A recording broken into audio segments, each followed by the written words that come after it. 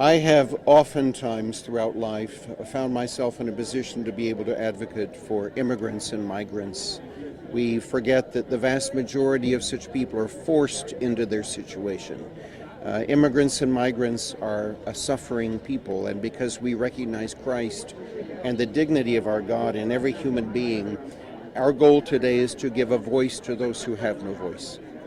And when we're talking about this being non-political, why is it important for you as a Christian to say this is kind of what we stand behind? We're motivated here today by our beliefs that flow from the gospel of Jesus Christ, our Judeo-Christian tradition, which is that every human being is of dignity and every human life is of worth.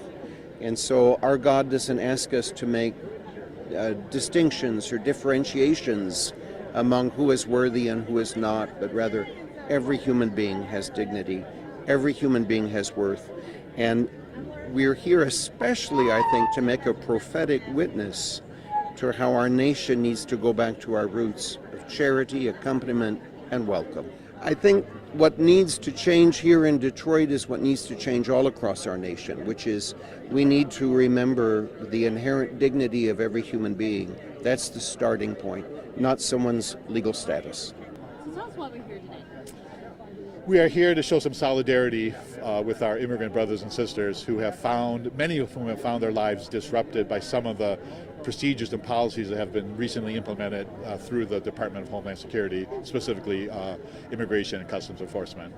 So we want to, it's not a political protest, it's partisan political. It's kind of a pro-solidarity with immigrant kind of witness that says we can do this in a way that can respect the laws, but can find a way that isn't so disruptive, and it doesn't need to create such fear and chaos amongst certain of the people. In what ways would you say is causing fear and disruption? Well, we listed in the letter, so I have you look at that letter. We're going to read out that letter, request a meeting with the field director of the of ICE here in Detroit. We've heard that at times they've done things like go into welfare checks at schools and things like that, or they haven't really identified themselves properly before dealing with people. Sometimes some people have worn, not only not identified, but maybe wore a mask, and so you're not identifying yourself, you wear a mask, well, that's going to create fear and confusion, right? So it's all listed in the letter there. Yeah, for those who don't read the message, the entire letter, but see our newscast, what message do you want them to take? I want them to take the message that our immigrant brothers and sisters, documented or undocumented, are a gift to this city, to this area, to this nation.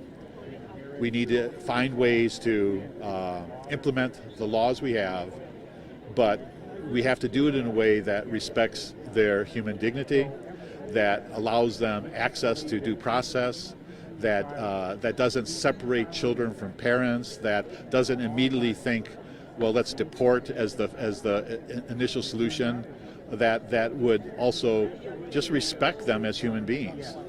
And who is all here today and what? So this event's being sponsored by a group called Strangers No Longer. It is a independent nonprofit group that started in 2017. We're inspired by the Catholic social teaching of the last 135 years on human dignity and the common good. And so most of the people here would be connected to Strangers No Longer or have been invited by people in Strangers No Longer.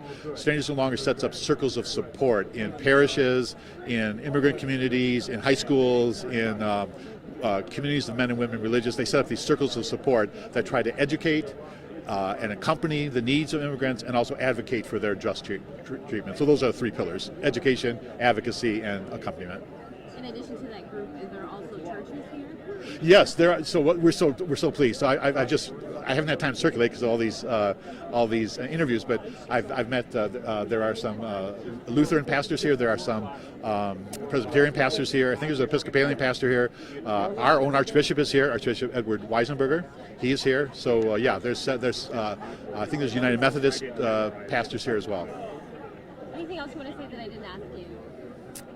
No, I just think we need to keep in front of the public the fact that we can do this better. We can do this better in a way that does not destroy people's humanity and disrupt families. We can do this better, and we just need just various ways to call attention to that, so that because there's a lot of people of goodwill working at Homeland Security and ICE. I mean, we're not against them. I mean, they have to do their job, right? But we can do this in a way that doesn't disrupt people.